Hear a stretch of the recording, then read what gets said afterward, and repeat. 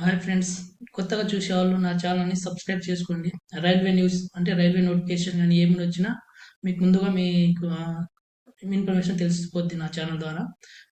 ఏంటంటే కొత్తగా ఇప్పుడు ఇంతకుముందు ఏఎల్పి అండ్ టెక్నీషియన్ రెండు కలిపి ఒకటేసారి ఇచ్చేది. ఇప్పుడు ఏఎల్పి అండ్ టెక్నీషియన్ వేరే వేరే ఇచ్చిండు. అంటే ఏఎల్పి ఆల్రెడీ మన ఆన్లైన్ అప్లికేషన్స్ ప్రాసెస్ స్టార్ట్ అవుతున్నాయి, నడుస్తున్నాయి. టెక్నీషియన్స్ అంటే ఇక కొత్త నోటిఫికేషన్ వచ్చింది. ఫిబ్రవరిలో 22 అని ఇచ్చిండ్రు, ఫిబ్రవరి 2024లోని. సబ్మిషన్ ఆన్లైన్ అప్లికేషన్స్ మార్చ్ ఏప్రిల్లో స్టార్ట్ అవుతుందని ఇచ్చారు. అంటే ఇప్పుడు స్టేట్ అన్ని అంటే మామూలు ఎగ్జామ్ ఇవి ఉన్నాయి కదా, ఎలక్షన్స్ ఉన్నాయి కదా, నోటిఫికేషన్ వరుసగా వస్తున్నాయి. అంటే ఏఎల్పి వచ్చింది, ఇప్పుడు టెక్నీషియన్స్ వచ్చింది, నెక్స్ట్ ఆర్పిఎఫ్ ఎస్ఐ కానిస్టేబుల్ వస్తాయి మ్యాక్సిమం. అవి కూడా అప్పుడు 2018లో వచ్చాయి, ఇంకా తర్వాత రాలేదు. తర్వాత మన ఇది కూడా గ్రూప్ డి కూడా 2019లో వచ్చింది, ఇంకా రాలేదు. అంటే వరుసగా నోటిఫికేషన్ వచ్చే అవకాశాలు అయితే ఉన్నాయి. అందుకోసమే మీకు ఈ ఇన్ఫర్మేషన్ అంటే టెక్నీషియన్ గురించి ఎలా ఉంది, క్వాలిఫికేషన్ ఏంది, ఆన్లైన్ అప్లికేషన్ ఎప్పటి నుంచి స్టార్ట్ అయింది, ఇంకా ఇన్ఫర్మేషన్ మీకు తెలియజేయాలని ఛానల్ ఇచ్చేసాను. ఇదేంటంటే మన అప్లికేషన్ అంటే ఎప్పటి నుంచి ఇది అయింది అంటే ఫిబ్రవరిలో నోటిఫికేషన్ ఇస్తామని ఇచ్చారు. మన సబ్మిషన్ ఆన్లైన్ అప్లికేషన్ ఎప్పుడు అంటే మార్చ్ ఏప్రిల్ 2024లో. ప్లస్ సిబిఐటి అంటే మన సిబిటి 1 సిబిటి 2 దీని మన ఎగ్జామ్ ప్యాటర్న్ కూడా సేమ్ మన ఏఎల్పి లాగా ఉంటుంది. సిబిటి ఎప్పుడు అంటే అక్టోబర్ డిసెంబర్లో ఇచ్చారు. మన డివి 2025లో అని ఇంకా ఇది కూడా సేమ్ ఏంటంటే ఇది కూడా ప్రతి సంవత్సరం మేము నోటిఫికేషన్ ఇస్తామని ఇచ్చారు. ఇంకో 22 ఇంకో నోటిఫికేషన్ అయితే 2025లో ఇస్తామని ఇచ్చారు ఇంకోటి. అంటే ప్రతి సంవత్సరం ఏఎల్పి లాగా మన టెక్నీషియన్ కూడా ప్రతి సంవత్సరం నోటిఫికేషన్ ఇస్తామని చెప్తున్నారు. కాబట్టి మీకు రైల్వే జాబ్ కావాలంటే ప్రతి ఒక్కరు మామూలు సిలబస్ అంటే అన్ని దానికి సేమ్ సిలబస్ ఉంటుంది. మీ ఏఎల్పికి సేమ్ సిలబస్, మన దీనికి technician same syllabus, quant reasoning, GK GS, మన కరెంట్ అఫైర్స్ అందులో వస్తుంది.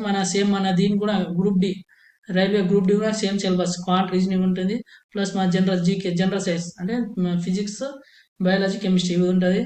మన దీంట్లో RPF SI constable same syllabus, అన్ని దానికి ఒకటే సిలబస్. కాబట్టి మీరు ఎలా చదవాలంటే ఓన్లీ ఇప్పుడు దీనికి మా టెక్నీషియన్స్ అంటే ఎగ్జామ్ ఇప్పుడు అక్టోబర్ డిసెంబర్లో ఇచ్చారు. అక్టోబర్ డిసెంబర్ అంటే మీకు చాలా టైం ఉంది. ఇప్పటి నుంచి ఏం చేయాలంటే మీరు ఓన్లీ క్వాంట్ రీజనింగ్ అంటే జీకే జిఎస్ ఇప్పటి నుంచి అవసరం. అంటే కొంచెం మీకు బోర్ అనిపించినప్పుడు జీకే జిఎస్ చదవాలి, కానీ మిగతా టైం మొత్తం ఓన్లీ క్వాంట్ రీజనింగ్ చేయాలి. ఎందుకంటే మీకు జీకే జిఎస్ ఎక్కడి నుంచి ఇచ్చింది మీకు తెలియదు.